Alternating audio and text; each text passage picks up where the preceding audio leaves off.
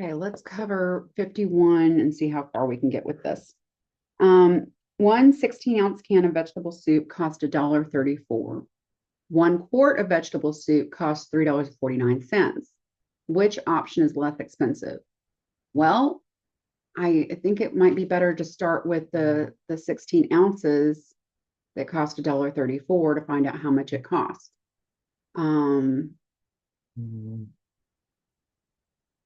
It's probably going to be the easiest one to do. We can go from the 16-ounce can to quart. I think that's what we did in class. So we've got a 16-ounce can. Now this is fluid ounces. This is not weight. It has to do with capacity. So 16 ounces, fluid ounces. And we want to convert that to quarts. Well, I'm looking at my conversions from American. Fluid ounces, I have 8 fluid ounces in a cup, and then I can use cup to pints, pints to quarts. I think that's what we're going to have to do. So fluid ounces to cups, cups to pints, and then pint to quart. There's 8 fluid ounces in a cup. There is 2 cups in a pint, and there are 2 pints in a quart. Multiplying straight across, fluid ounces are gone, cups are gone, pints are gone, left with quarts. So we'll know how much this $1.34 is in regards to quarts. So 16 times 1 times 1 times 1 is 16.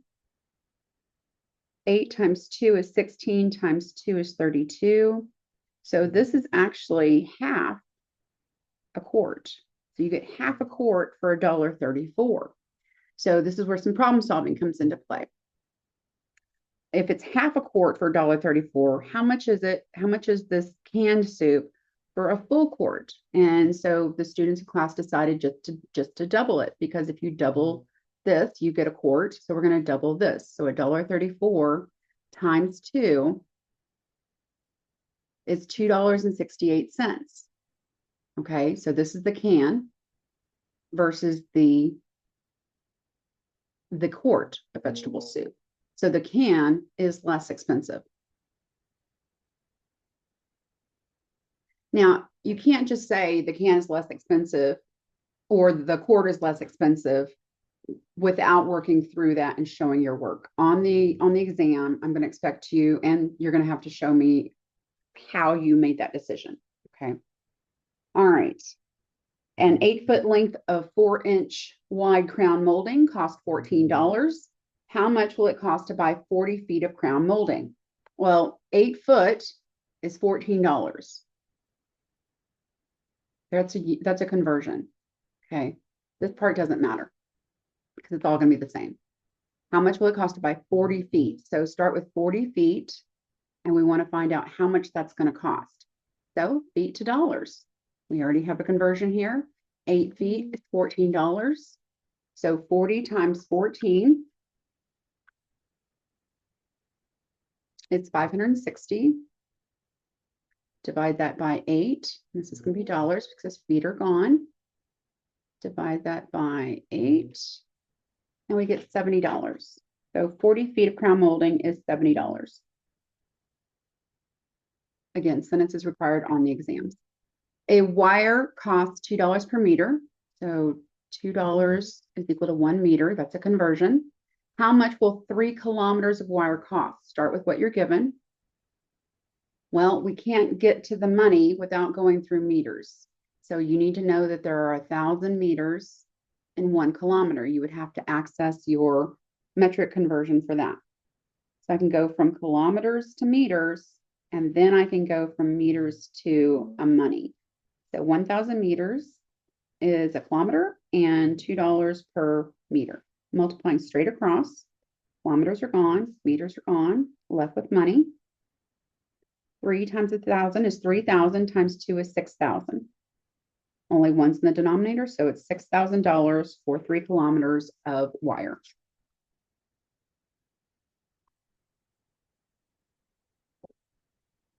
Several of these, in fact, everything on this next page I've had on exams. So you can see a little bit of a taste of that. A recipe for blueberry muffins states that it yields 12 muffins with 270 calories per muffin. You instead decide to make mini muffins, and the recipe yields 20 mini muffins. If you eat 6 mini muffins, how many calories will you consume? Don't freak out by this. Let me help you get through this. And I want to do this in a problem-solving way instead of just a unit conversion way. Because when I did this in class, students understood it better when I explained it as I'm going to now. You're making a recipe. You're making a batter, right? And that batter is going to make 12 muffins. So I've got a batter here. Here's my bowl with my mixture in it. And this mixture makes 12 muffins. Okay. And each of those muffins, one muffin, has 270 calories. All right. Instead, you decide to make mini muffins, and the recipe yields 20 mini muffins. So it's the same batter, but instead of making 12 muffins, we're going to make 20 mini muffins. All right. We need to know how much calories this batter is. And we can find that out just because there's 12 muffins that we can make from it, and each muffin's 270 calories. So if we multiply the 12 times 270, we can find out the calories for the entire batter. So 12 times 270 per muffin is 3,240 calories. So this batter has 3,240 calories, period. It doesn't matter how many muffins you make, that's how much calories is in that entire bowl of batter. All right. But we've decided we're going to make 20 mini muffins instead of the 12. So we need to know how many calories is it per mini muffin. So you've got to go calories per mini muffin. Okay. 3,240 calories for 20 mini muffins. And this is going to tell us how many calories per mini muffin. So take that, divide it by 20 instead, and you're going to find out that it's 162 calories per mini muffin. We are going to only eat 6 mini muffins. So how many calories are we going to consume? Well, if we're going to have 6 mini muffins, and we know it's 162 calories is equal to 1 mini muffin, 162 calories per mini muffin, multiply that across, and we find out that 6 times 162 is 972 calories for just eating those 6 mini muffins. Okay. Yes, there's other ways we can do it. This seemed to be the way that made the most sense to students in class. So I wanted to give you that option. 4 3-megawatt wind turbines can supply enough electricity to power 3,000 homes. How many turbines would be required to power 55,000 homes? Well, the first thing you need to see is how many wind turbines are there? There's only 4. This does not matter. We have 4 wind turbines. So 4 wind turbines will power 3,000 homes. Okay. How many wind turbines would be required to power 55,000 homes? Start with what you're given. We're going to convert from homes to wind turbines. 3,000 homes, 4 wind turbines, multiply straight across, we'll end up with just wind turbines. So 55,000 times 4, 220,000, divided by 3,000 is 73.3 continuous. Here's the issue. So this means we have 73 and a fraction of a wind turbine, and that doesn't work for problem solving. So we're either going to have 73 wind turbines. Will that be enough to power 55,000 homes? Well, not according to this calculation. So instead, we're going to have 74 wind turbines.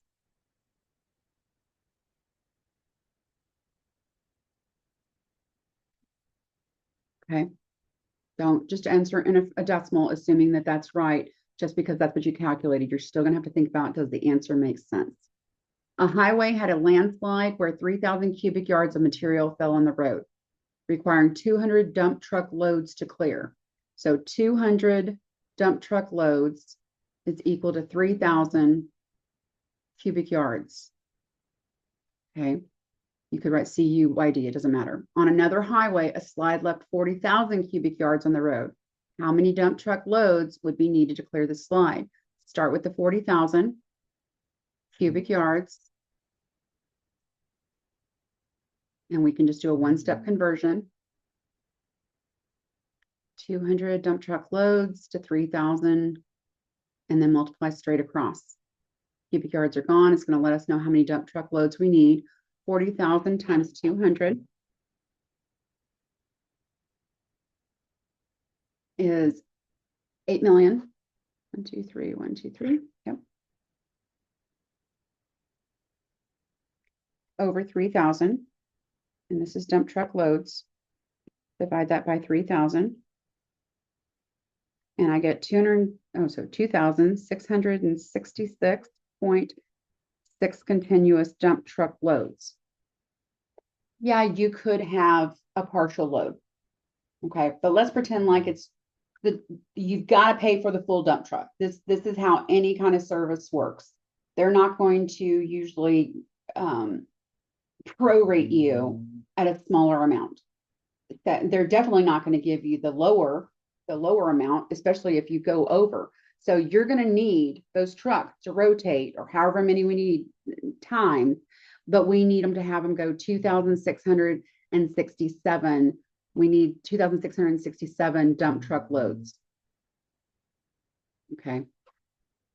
All right. I will see you in the next video. Let me know what questions you have.